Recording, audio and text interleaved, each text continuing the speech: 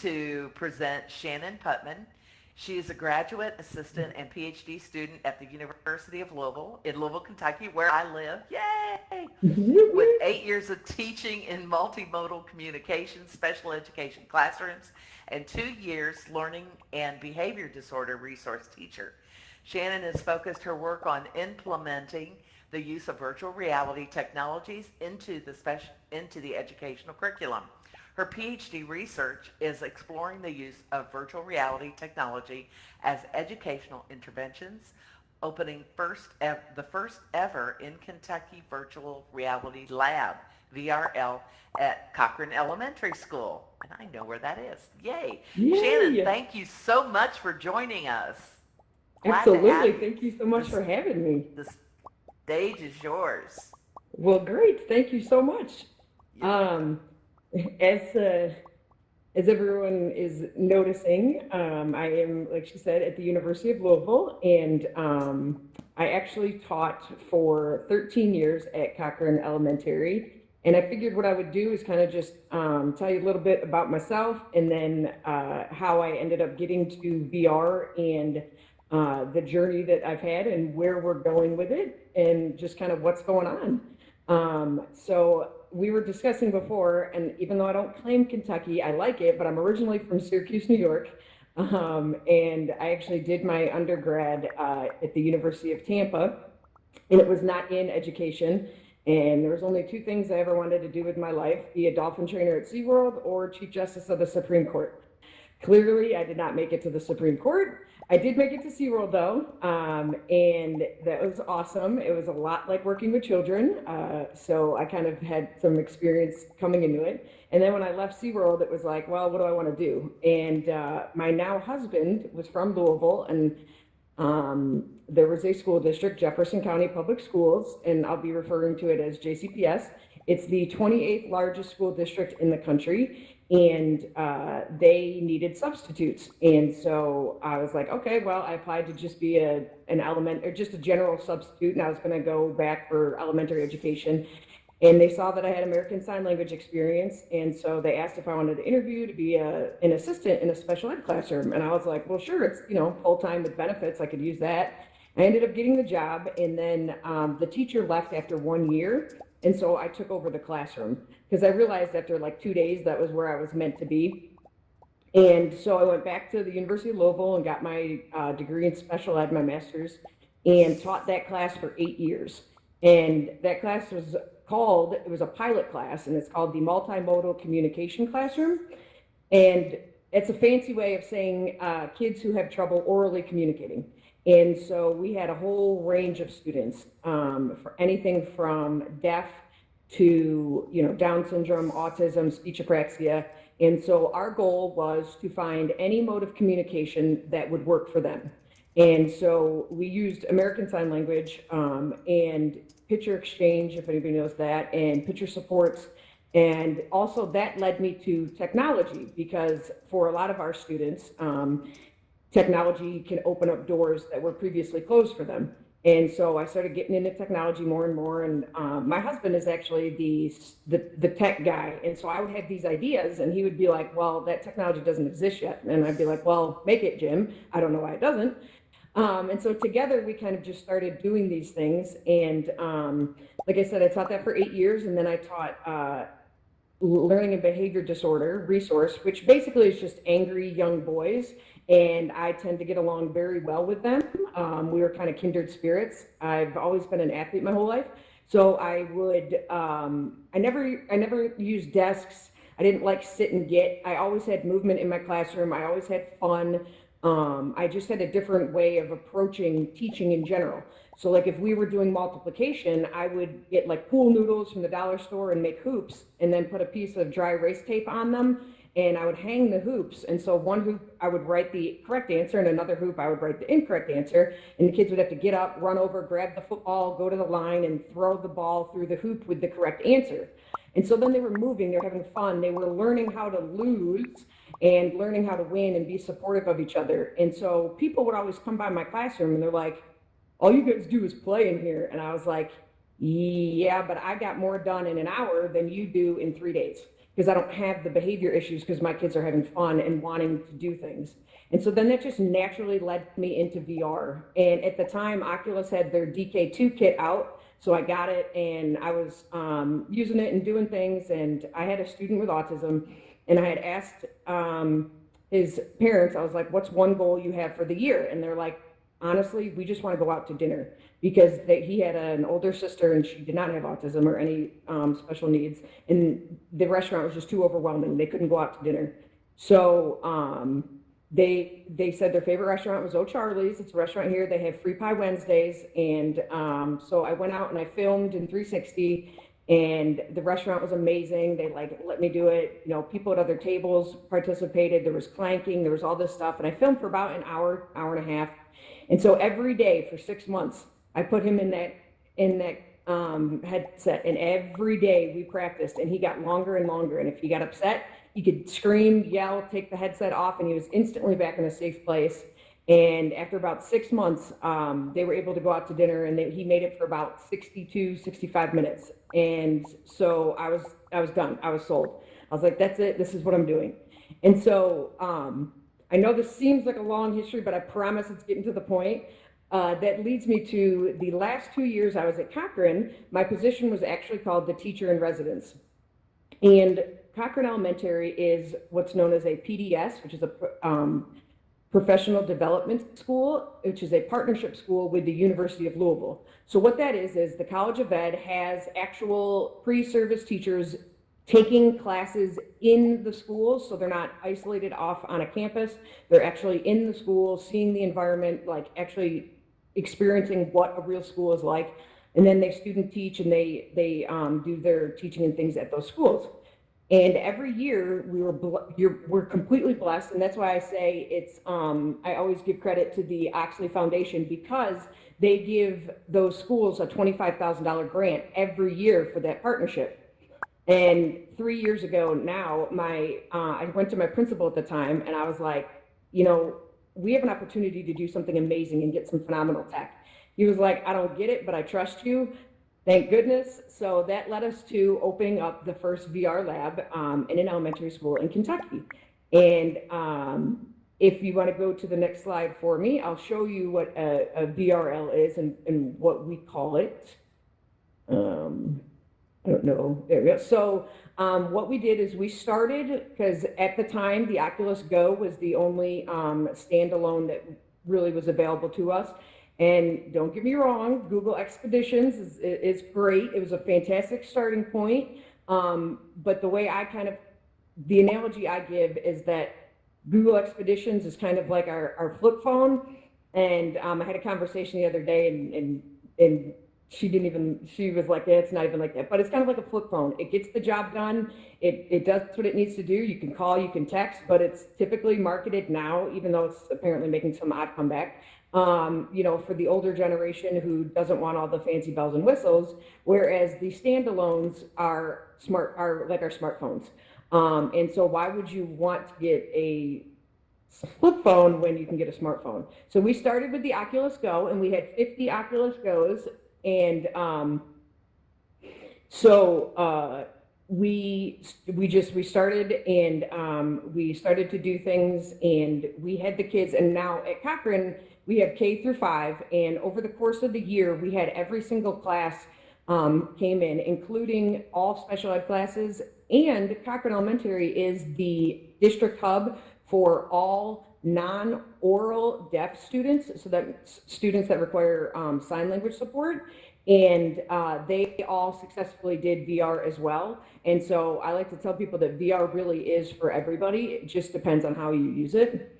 And so some of the things that we did with that first, I call it the first, the level of the first go around of the VR lab was, if you go to the next slide, we did different things, and we prepared for different things. So one of the apps that we used was called Virtual Speech, and it's a free app if anybody hasn't used it, because and I'll go to the next slide to show you why we used it so much. Oh, nope, sorry, I thought it was in there, but you can go ahead and go back, actually. Okay, so I'll tell you about virtual speech if I have this, I make the connection. JCPS came out with an initiative and they call it the Digital Backpack of Success Skills. And so basically every student in the district K through graduation gets a Google Drive. And throughout the course of the year, there's 6 different folders in that Google Drive. And there's things like global collaborator, and they have to put different artifacts from different lessons into those folders. And then at the end of their 5th grade year, their 8th grade year, and graduation, they have to create a presentation, much like what I'm doing here, and actually defend their backpack and say how these artifacts helped improve them in those areas. It's kind of our district's way of trying to have something else besides the horrible standardized testing that we judge kids on. And so they rolled out this backpack initiative, which is phenomenal, but they never gave the teachers any tools for teaching public speaking. And with standardized testing and standards and this, that, and the other, we didn't have the time. And if you've been around school lately, you know that public speaking, especially in elementary, is not a skill that is taught anymore. And so what we did with the virtual speech was I had 5 students use the virtual speech, and I had 5 students not use the virtual speech. And what they did was they prepared for their backpack defense. So through the app, we got to watch lessons. They learned what's a good opening, how to keep your audience engaged, and then they would actually practice their defense. And in the app, you can actually upload slides just like I have here.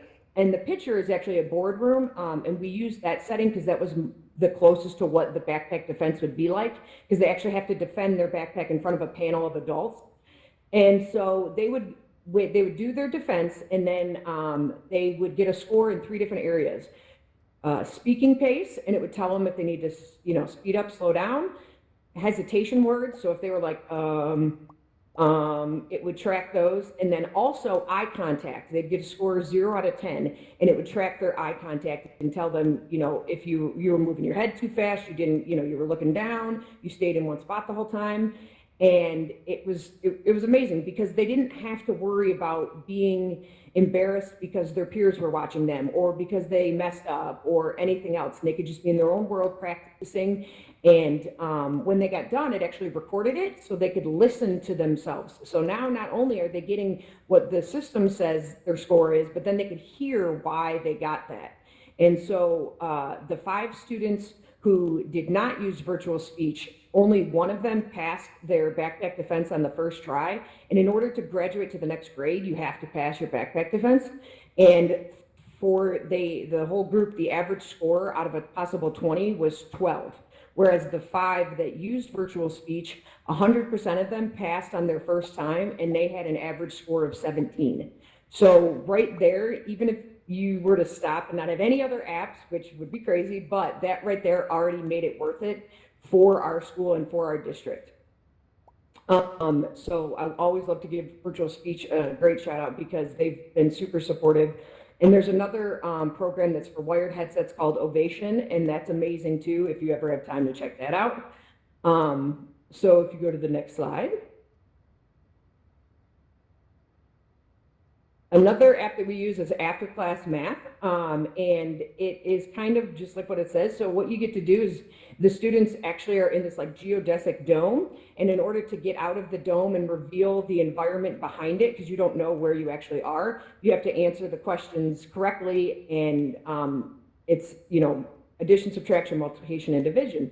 And I like to reference this one because it's a direct math skill, so teachers can be like, oh, okay, it's a standard. But also, this is a great app if you only have, a limited amount of headsets, because what we do is we'll put the students at one end of the classroom, and then we'll put the headsets at the other end of the classroom. And if you say like you only have 2, and we do it like a relay race, kind of like what you used to do in gym class, and they have to, like skip or penguin walk over to the headset, put it on, unlock it, which again, it's teaching you math skills, but also headset skills. They have to unlock it, and then they have to find the answer, get it right, and then they take it off and they go back and they have to tag their teammate in, and they keep going. So it's a fantastic way to get all students involved and again, get some of that movement into the classroom that we want, get some of that fun.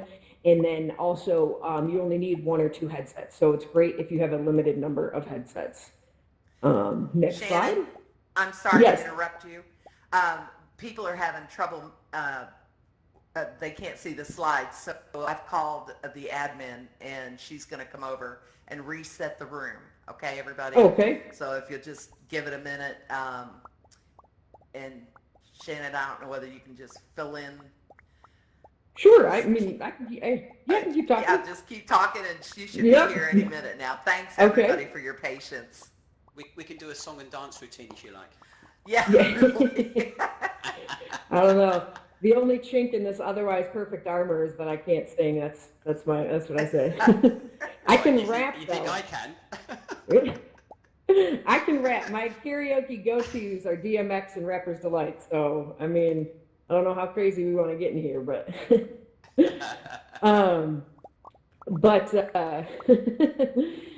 so the after class math was a great app to use and really get those teachers kind of engaged. And so the biggest struggle, and anybody that works with teachers, I think can hopefully agree with me or at least understand where I'm coming from. With teachers, they want, and you know, it doesn't matter young, old, they're so overwhelmed with the demands that are placed on them now. Like I said, especially with testing and all that stuff, that they want to be able to have something and they want to be able to use it. And so one of the biggest things that we focused on with not only the first version of the lab, but the new project that we're rolling out, is making it so that the teachers are going to be able to use it and if the students want to use it. So the real end goal is to get the technology out of the teachers' hands and into the students' hands and get them creating. Because if the kids demand it, then the teachers will use it. It's kind of like the sugary cereal effect, you know? We advertise sugary cereal for kids, not for adults. And so... Okay, Shannon? Yep. Donna's here, and she can reset the room. All right, Donna. Okay, now I'm going to ask you guys all to cross fingers, toes, anything that you have, because the last time I reset a room, I think it split us all in two. So let's see if we come back intact. Oi. That sounds Team, painful. everybody, positive thoughts. Positive.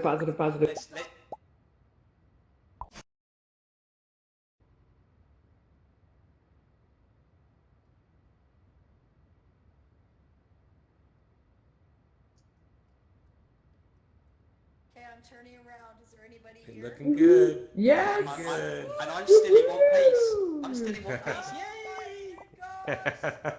Okay, Yeah. Yay, Donna. Okay. Just need to reload. If I could sing now is where I'd be singing the Richie Valens song Donna, but I can't. I was raised on oldies, so I love them. Hear it. To being able to see the slide, there it goes. Okay, There we should go. be reloading now. Yay. All right. Can everybody see them? Yes. Can't see the slide, get them to re-enter. Anyone Okay. We tried that. Get them to Yeah. re-enter. Yeah. All right. So if you just go back 2 slides real quick, just to show them kind of, there you go. That's just to show you kind of what the lab looked like. And, you know, we use stools so that obviously kids can turn 360 degrees. And then, you know, we just had the shelves to make it look kind of sleek. We wanted it to look cool for the kids and we wanted them to kind of take pride in it. And they take pride in maintaining it and sanitary and everything. And I knock on wood, but I'm proud to say that in the year and a half we've been open, we have not had one instance of lice or any pink eye or anything. So we're going to keep going with that streak, hopefully. So now if we go forward for me. So that was the virtual speech, and that kind of just shows you the put out. And then that was a after class math, and we can go to the next one. Okay, so I like to share the apps that I use and the process that I use. So that's kind of what I'm doing. And my new home is phenomenal. If anybody hasn't checked it out, you actually start off fleeing in the middle of the night. and you end up in an African refugee camp, and you have a young girl as your guide. And so this actually puts the students in the camp, and she talks about how you have to trade soap for food in the village, and she doesn't know if she's ever going to see her family again because they got separated. And this is just a phenomenal app that we use for teaching empathy, because the school I work in was referred to as a Title I school. We have 98% free and reduced lunch. We're 78% minority. These kids deal with things that I've never had to deal with in my life, and they shouldn't have to, but they do. But there's always somebody that has it harder, and I feel like if we can show them what other people are going through and how they're persisting, then they can help learn strategies so that they can persist and not be stopped. And we always tell kids, oh, walk a mile in my shoes, and that's really hard to do. Like, as a fifth grader, even though yes, they live below the poverty line, almost every one of them has a smartphone, or their parent has a smartphone. So they play games. A lot of them play Fortnite. They do these things. So they can't imagine living in a straw hut using soap and trading it for food. That's just not something, their brains are not developed enough yet to be able to empathize with that. While using VR, we don't need them to have to create it themselves. We can do that for them and show them what is out there. And so My New Home is a fantastic one. And if you go to the next one, next slide for me, I mean to say. Maybe, I think if I'm remembering my presentation correctly, the next slide is notes on blindness. I don't know if anybody has ever tried that one, but Notes on Blindness is also a fantastic app for teaching empathy. There we go. And basically, this gentleman started losing his sight, and so he recorded audio diaries. And so, like, he's at the park and he's talking about hearing the leaves crunching as people walk behind him and the wind blowing. And so how you actually see, so when you go in there, you listen to his recordings, but the world that you see around you is simulated to what he described his vision was like losing it. So you see how it's kind of like blue, and there's kind of like these little particles. That's because that's kind of how his vision started to go. And so you actually see the images kind of come in and out of your vision, and you hear the crunching, and it's as close to being blind and simulating that as we can do with supports, because a lot of vision teachers use goggles and different things. But I've had them come and use this. We've gone to the Kentucky School for the Blind and we've used it. And it's just fantastic because you actually get to listen to him and to his actual voice describing the pain, describing the hope that he has, and you're kind of going through that journey with him. And one of the ways I really like to use this app, not just with kids, but with our adults. Because adults, I think sometimes we forget what it's like for our kids. A lot of times they're like, oh, well, give them a cane and a seeing eye dog and, they're good to go. Like, no, it's not that simple. So if we can have them put that on, and even I'll put that on them and say, okay, well, here's a cane. Now go to the other side of the room and open up the door for me. They just stand there. I'm like, exactly. It's not as easy as you think it is. So Notes on Blindness is another fantastic app that we use. And then next slide. Wander, it's basically like a Google, it's like your Google search, Google Images, Google Earth, and they can travel the world and go to different places, experience different things, see different things. And for kids in Louisville who literally they live a block away from a bridge, and if they go across that bridge, they're in Indiana. And I have fifth graders who have never been to Indiana, so that's how much they don't get to travel. So this gets to take them places. They love to look up their own address, and they freak out about that. They're like, "That's my house." We actually had one student, his grandfather was sitting on the porch in the image, and he had passed away. So that was an incredibly emotional day, and that was really exciting. And the one thing I really like about Wander is that it has a voice search option, so you don't have to worry about spelling and things like that, because kids can do the voice search, which helps with accessibility. And all the apps I'm showing and stuff are all a mix of free and paid apps. I try to do as many free as I can, but at some point you do eventually have to pay for some. But Wander is a great app for the kids, and they have things like you can actually go into the Frederick Douglass home and see that. So we can take them to places I would never be able to take them before. So we use Wander for that as well. Next slide for me, please. You're doing wonderful. The American Experience is another fantastic one. And we actually, when we were doing Columbus, we had the kids go and they actually went into the rotunda of the Capitol building and explored the painting for Columbus's landing. And it came with a narration, so they got to see that, and it's to scale, so it was huge, which was pretty exciting, and they got to like actually look up and see the grandness of it. And then we discussed it. We discussed the painting, and you know what they saw, what they didn't see, and then we did other things outside of the headset. So the biggest thing I like to tell people is that VR is not a replacement for education. It is a tool to help enhance it. I never expect a teacher to be doing all VR all the time at this point by any means. Me personally, my personal guess is within the next hopefully 3 to 5 years, we're going to see VR start to be in education like we now see tablets. And that comes with great things, and that comes with not so great things. I want teachers to understand that this isn't a babysitting tool either. So I try to be very intentional about how we use it and how they use it with their students. So things like the American Experience, where I'm actually doing it with them and leading them through it and going through it with them, and we're discussing and we're talking, and then we get out of the headset and then they have to write about it, or they have to draw their own picture, bringing in all that art and everything. These are all intentional lessons that lead us to a different pedagogy of teaching, and that's what we're trying to do with VR, and what we're trying to I always say we're creating an educational revolution, and I always ask teachers if they're ready to join the movement, because we need it. We're not in the sit and get era anymore. Our kids aren't, they don't learn that way, and so I just tell them I don't change the way they learn, I change the way I teach. And that's always been my my motto for teaching. And so if my kids need me to stand on my head, by golly, I'm going to find a way to stand on my head. Hopefully they don't, and they haven't yet, but I've done some different things for them, and I'll continue to do that. So VR just lends itself to all of it, and it's just a fantastic way to open up so much for our students. Next slide.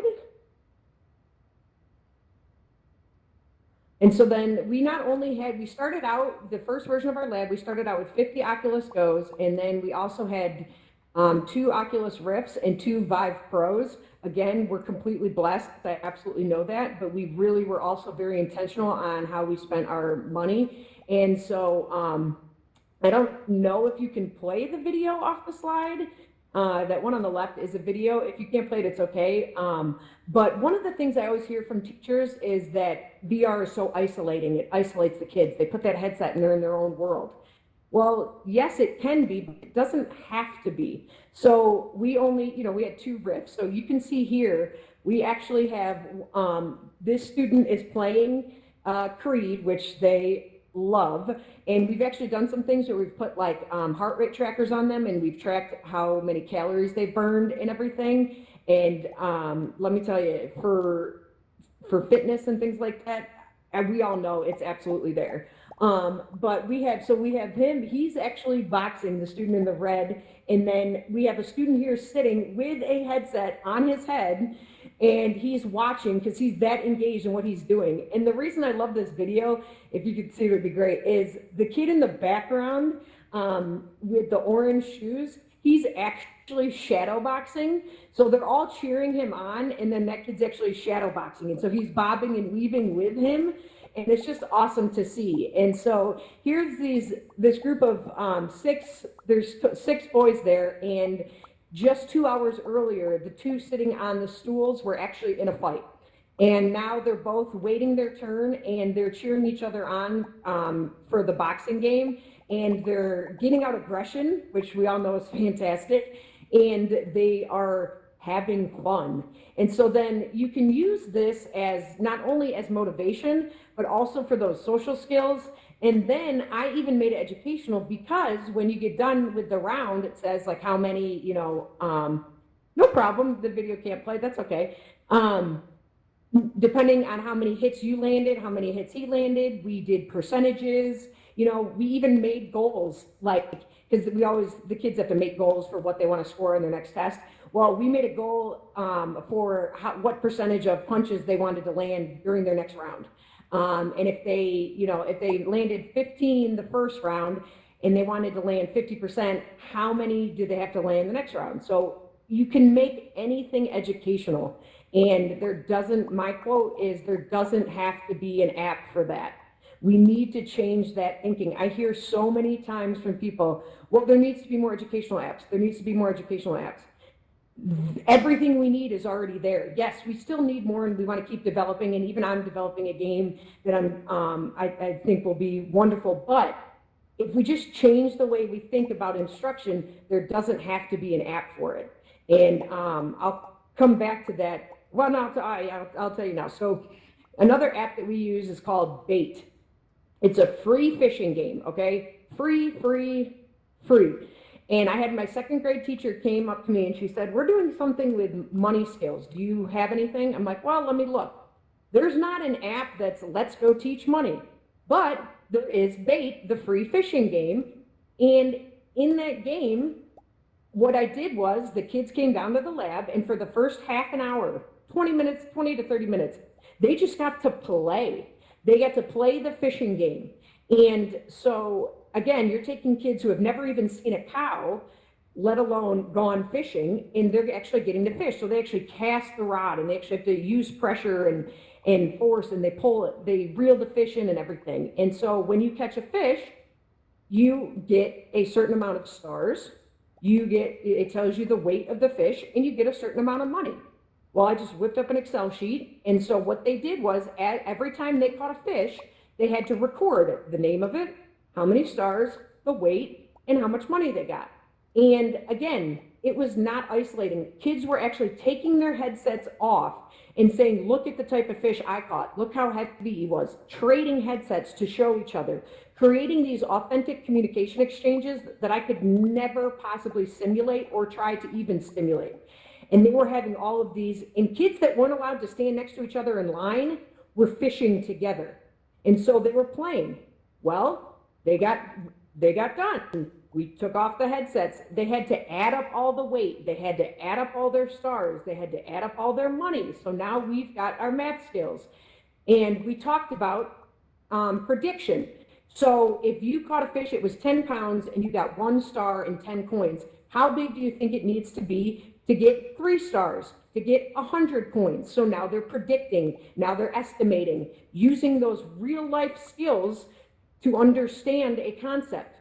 Just like if I go to Red Lobster and it says market price for whatever the lobster tail is, I need to know if it's, $29.99 a pound and I want a 5-pound lobster, how much am I going to be paying? It's exactly real life skills.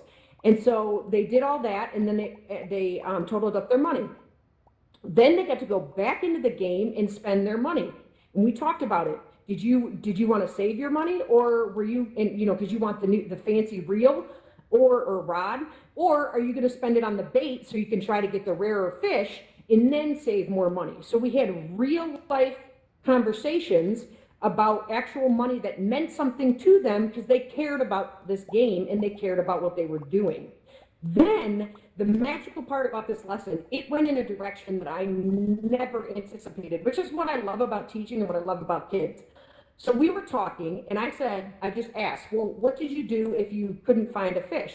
Because there's some fish that were more rare. One girl raised her hand. She says, well, I cast my fish in the deeper water, or my rod, I went to the deeper water. I said, well, why'd you go in the deeper water? And she said, because that's where the bigger fish are. And I said, well, why are the bigger fish in the deeper water? And she said, because it's colder. And so then I asked somebody else, why is it colder? And they're like, because the sun doesn't reach it. So now here we've expanded into basically this earth science lesson that I had never even anticipated. And it was mind blowing because we covered topics that I could have never, ever planned for. And during the game, you actually can collect like beer cans. Of course, I say they're root beer. And so you can collect trash. And they think it's funny, but they also said, one of the kids, he goes, we didn't get any coins for the trash, but I think you should get more coins for the trash because you're helping to clean up the lake. And I'm like, you know what? You're absolutely right. And so that turned into a writing lesson, and we actually had them practice writing a letter to the game developers to change the game so that they could work in going green and helping to clean up the environment. Never predicted that when I said, hey, let's play Bait, a free fishing game. And so this one fun lesson turned into a month-long project that I never anticipated. And when we got done with just that hour lesson, the teacher said to me, she goes, and to be honest, this was a class that had behavior problems that I would not willingly sign up to teach. So let me just tell you, and I love the behavior challenges. I love those kids, but I don't know if it's because I'm getting old, getting tired. I wouldn't necessarily sign up for this class. And she said to me, she goes, you didn't have one behavior problem. I said, I know, because the kids loved what they were doing. And I loved what I was doing. I got to fish with them. I wasn't just sitting there talking and talking, no offense, like I am right now. I totally apologize. But I wasn't just sitting there talking. I was fishing with them. I was telling them what my favorite fish was. The art teacher even had them create their own fish and draw their own fish. So now we brought in art, again, off of one 60-minute free fishing game. So when people tell you we need more educational apps, make sure you tell them we already have what we need. It's up to us to use it. So next slide, please. That's my favorite. That's one of my favorite stories. And we never actually sent the letters. I wish we had. We should have. I should do it again and send it out to Bait because I think they would. It might be a pretty cool update. But maybe with the new stuff that we're implementing, the students can make their own game that involves cleaning up. So I don't know, that could be an idea. See, look at that. Right now, I just came up with another idea. All thanks to you, lovely people. I don't know.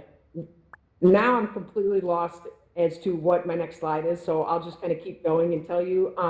So after that first year of that lab being open, it was so successful that the University of Louisville and JCPS decided they want to expand what we did. So we have another elementary that's a partnership school, and they got extra money specifically for VR. And I have some fantastic people that I work with in JCPS. Heather Worrell and Jack Bosley are their names. You can follow them on Twitter. They're phenomenal. They're huge VR supporters.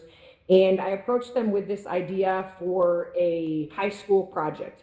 A VR rollout so we can expand VR out into the school district. And so if the slides ever do catch up, it shows what we're kind of doing now. Oh, there we go, yay. So that is, what's the name? It's like a skydiving, hang gliding. Yes, thank you, Rush, yes. I was blanking. It's just fun, but it also is great for hand-eye coordination, for eye coordination, and it also forces you to cross your midline, so you activate both sides of the brain, which is fantastic. And it's just fun. I mean, I don't want VR to turn into like I'm already fighting the idea that it's just a fun toy, but I'll tell you this, I've seen it motivate kids like nothing else. And yes, of course, we want them to be intrinsically motivated, but we know that doesn't always happen. So if I've had students where they get VR passes, and if they can go an entire day without punching somebody, they get 10 minutes in VR. So let me tell you what, if it means a kid doesn't get punched in the face that day, yes, I'm going to use it for motivation. And so they get to play things like Rush and some more fun things that they approve or that they get to choose. Next slide. And I think it's just the slides taking their time, so I'll keep going with what we've done. So what we've done. There's a slight delay there, Shannon. That's all. Yeah. But it'll yeah, no problem. There you go. It should be changed now. Okay. So this is just to kind of show you what it looks like the first version, like I said, where we started.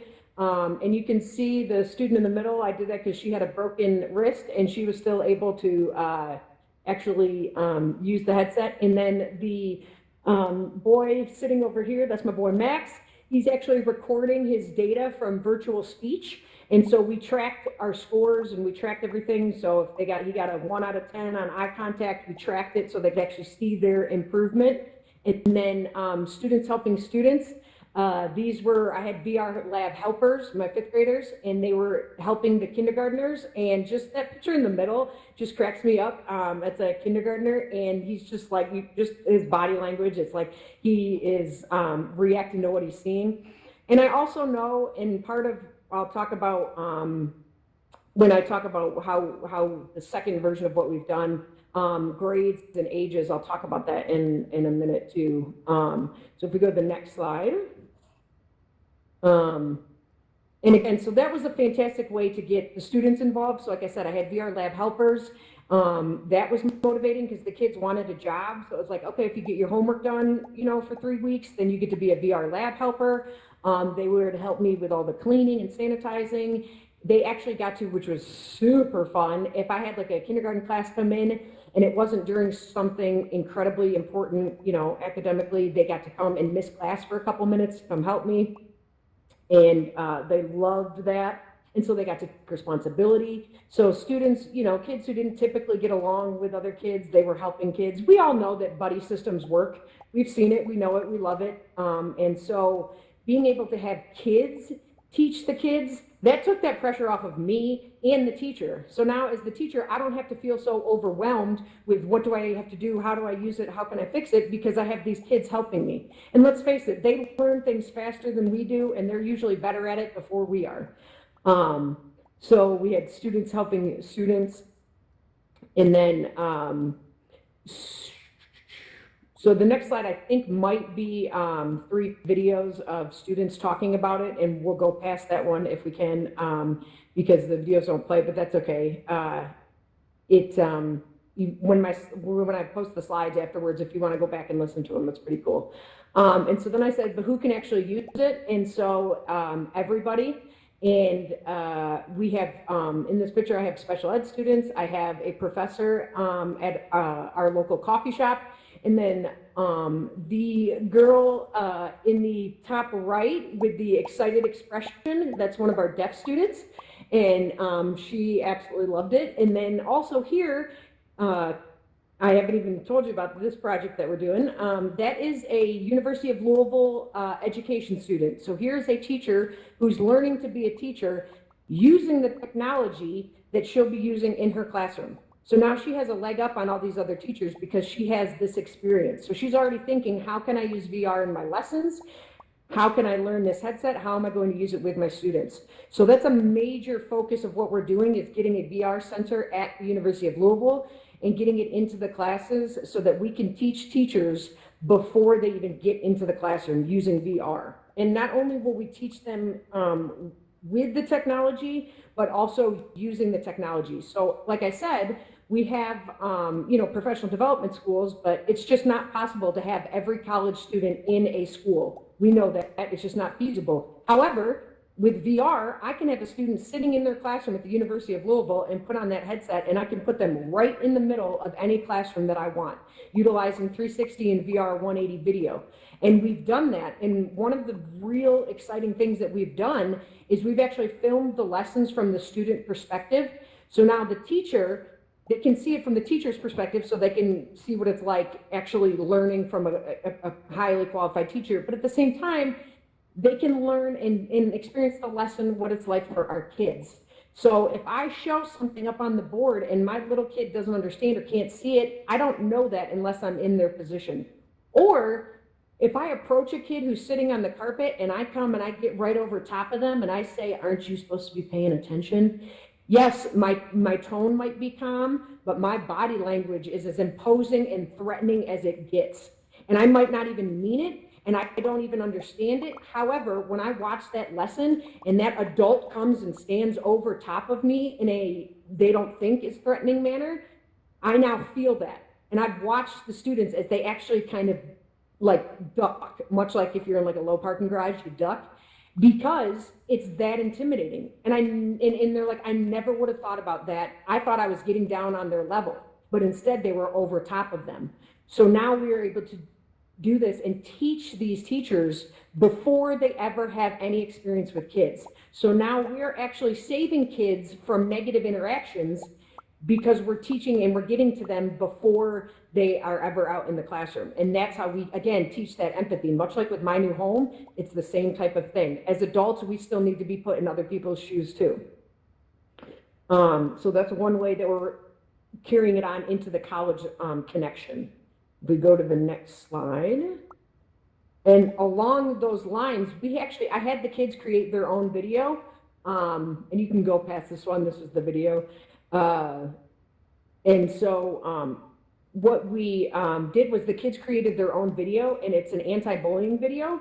And I believe it's in one of the other slides, and then also it'll be in the link. You can go watch it. So what we did is we put the camera like on the chair, and so when you put that headset on and you watch that video, you're actually getting bullied. So you're the one being bullied. And it started with their idea was me as the teacher. And so I'm saying, you didn't get your homework done again? Really? What, are you too busy playing video games? I knew I shouldn't even bother wasting my time with you. Now, that's not something I would ever say to a student. I'm not perfect by any means, but that's not something I would say. But guess what? That's something a teacher said to them because they're the ones that gave me the line. And then when they were bullying the camera, they were saying the things that people had said to them. And so it was cathartic for them, first off, to even go through that experience. But also, when you're sitting there being bullied, you look to your left, and it's myself and all the other kids, and we're just sitting there. We're just sitting there watching. We don't get up, we don't help you, we're those bystanders that do nothing. And then in another part of the video, we actually have our back turned to you. So now not only are we not doing anything, we're not even paying attention.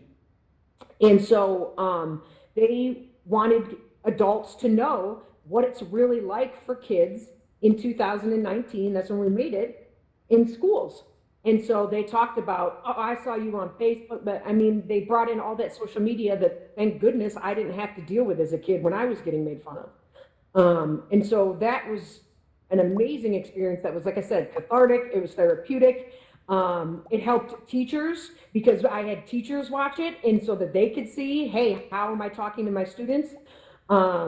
And it allowed them to have some free expression, and again, took the technology out of my hands and put it in theirs, which is what the goal is. And so that brings us up to what is next. I realize that that's like, it might be super hard to read, but we have actually made the switch from Oculus to HTC Vive. We're super excited to partner with Vive. Oculus was great. I could never say a negative thing about them. I even own a Quest as well. But as far as what we needed in education, all the pieces weren't really in place. And so we approached Vive, and they have been nothing but amazing. We couldn't be happier. And so we are currently in the process of setting up. We purchased 125 Vive Focus Pluses, which is outstanding. I think it might be the single biggest educational purchase of Vive Focus Pluses so far. Don't quote me, but I had heard that somewhere. But what we're doing is we have them so we have 25 in the 2 elementary schools, and then we also have I have 10 minutes, thank you. We also have 4 high schools that we're working with, actually 6 total, and I'm gonna go really fast, but if you go to the next slide. What we're doing is we are utilizing multiple different forms of virtual reality technology. So we have 2 fire science academies, and obviously, for obvious reasons, it's illegal for any high school student in Kentucky to be around live fire. And so now we've purchased 2 flame trainers, FLAIM, if anybody's ever seen it. If you haven't, you need to check it out. Next slide for me. It's a firefighting simulation that's actually so much more. Long story short is you can see the headset connects to a mask, and you set that mask to whatever your fire company's oxygen tank capacity is. And then they wear the computer that runs it on their back, so it simulates the weight of the oxygen tank. And so it tracks their vitals through the whole simulation. It tells them if they would have had enough oxygen to even survive the fire. And then you can see on the hose, there's two pieces. So the valve, again, you set that hose to whatever your company's pressure is, and you actually have to open it using the strength that it would require. And then on the end, there's a haptic sensor. So when you open that hose, it actually gives you feedback, much like the water pressure. And then my favorite thing of the whole thing is that underneath all this clothing, he's wearing a vest. And so if you're in that simulation and say you're in like a warehouse and it breaks through the ceiling behind you, you're not going to hear it. Well, guess what? That vest is going to actually heat up in where the fire is. So now they can actually feel the fire and they're going to be alerted to where it is. So it is the most amazing piece of equipment for what we're trying to do. And so we're putting those in the 2 fire science academies. And then if you keep going, I'm going to focus on the other partnership that we're excited about. We're working with Dual Good Health as well. Again, that's Dual Good Health. That is, the kids are going to get CPR and general life-saving certified. So now when they actually do CPR, there's going to be sensors, and it's going to track how fast they do their compressions and how deep they go. And so that's going to be in the high schools that they're called Academies of Louisville, and they're not trade schools, but they have certain tracks. They have career to technical educational tracks. And so all the pre-nursing and pre-healthcare tracks, they're going to be able to be using Dual Good Health. And then if we go to the next one, quite possibly so my favorite, they're all my favorite, but this one's, okay, that includes questions, sorry. This is the last thing I'll tell you guys about. My favorite company is Engage. Everybody loves and knows Engage, and Chris is my superhero. And so we're partnering with Engage, and the big idea that I came to them with was creating an international marketplace for our students, because one of our high schools, their track is international business. So the eventual goal of the project is to have schools from all over the world creating their own businesses, and the kids actually create their own business. But how I create a business in Kentucky is going to be very different than how somebody creates a business in Japan, the look of it, the design of it, the feel of it. And so they'll be able to create these businesses and then learn international trade from kids the same age as them from the actual country. So I imagine it much like Epcot. You'll walk into the marketplace and it's kind of like Epcot with the different countries, and it's the kids' different businesses. And so it's to hopefully avoid the Nova effect. That's what I call it. I wasn't technically alive yet, but if anybody remembers the Chevy Nova, the car, it tanked in Spanish-speaking countries, because in Spanish, Nova means no-go. And it was like, who missed that? Like, somebody didn't catch it. But we don't want that to happen. So if I in Kentucky am selling shoes, I don't want to use red, because in China, red means death. And so nobody's going to buy my shoes if the outside of my shoe store is nothing but red design. So teaching our kids those kind of things actually from the people. So Engage is it. And we actually have Engage in the elementary schools as well. So if you haven't invested in Engage, you need to check it out, because it's one of the major cruxes of our whole entire project. So what we're trying to do is we're trying to roll this out. So we're going to be in 6 high schools, 3 elementaries, and hopefully a middle school. And we're trying to create a template for other schools and districts to replicate, to show them, hey, look, yes, you can really do this. And the 4 high schools all have 20 Vive Focus Plus headsets as well. So I know I kind of rushed it at the end, but that's where we currently are now. And we also, we also have Vive Pro Eyes. And so we're utilizing eye tracking technology.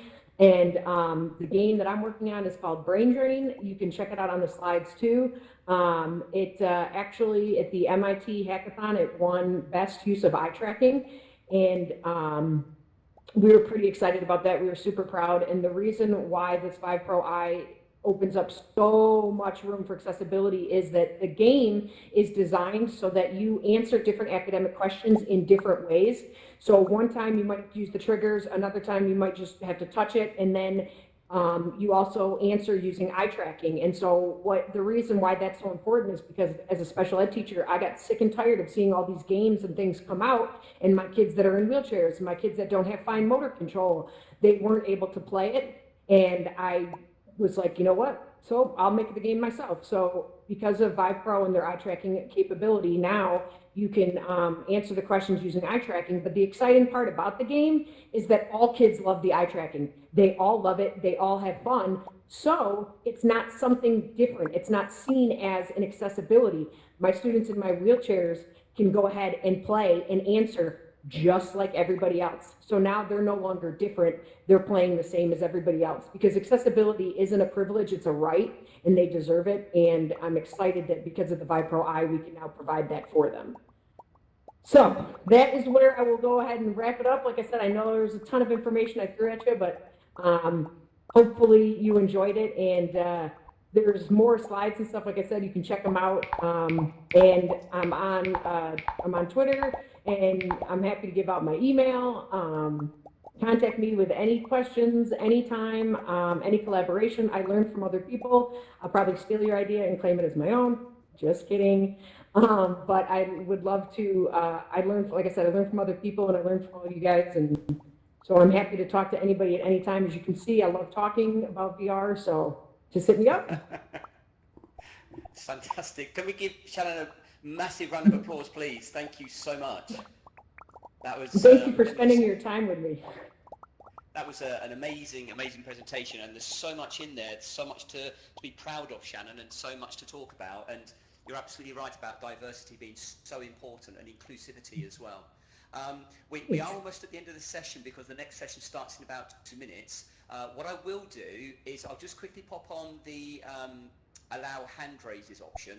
You should see now in the bottom right hand corner of your screen an option to raise hands. We can probably only have time for 1, maybe 2 questions at the absolute most. So, and I already have 2 questions, which is fantastic. So if I just turn on megaphone, Carlos, would you like to ask your question, please?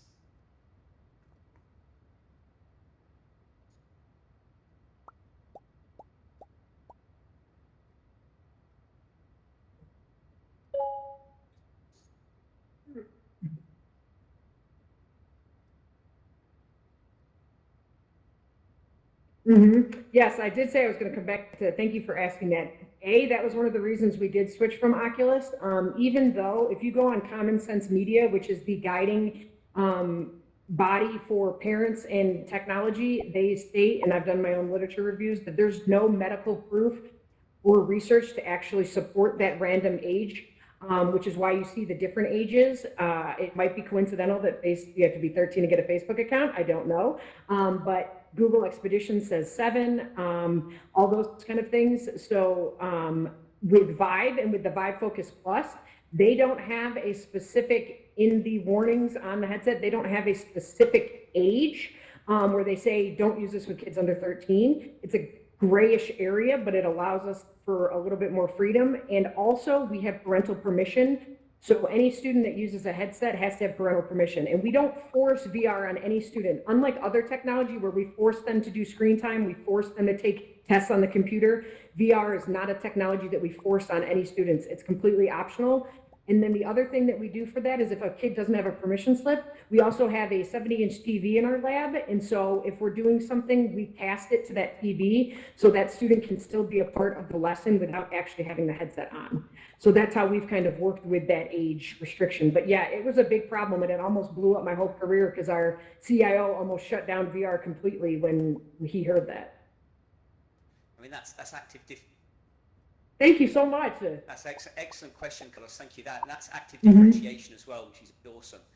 Okay, just one very quick question then from the VR lady, please. Oh, I wanted to know if you. I'm sorry. I wanted to know if you learned sign language to talk to dolphins. I actually knew it ahead of time. My mom knew it, so I just did it and I liked it, but it came in handy. But it wasn't American Sign Language. It would be like DSL, like Dolphin Sign Language. Oh. That's awesome. Okay, thank you so much, everyone. Shannon, that was an awesome session. Really, really enjoyed it. Can we just give it up, give some claps and some hand emojis and some heart emojis for Shannon, please? That was amazing. Thank you so much for spending your Saturday listening to me. I appreciate it. Thank you, everybody. Thank you so much. Okay, so the next session is going to be starting very, very soon. So if you want to stay in here and listen to the next session, you're more than welcome. But I'm going to clear slides now, and so the next group can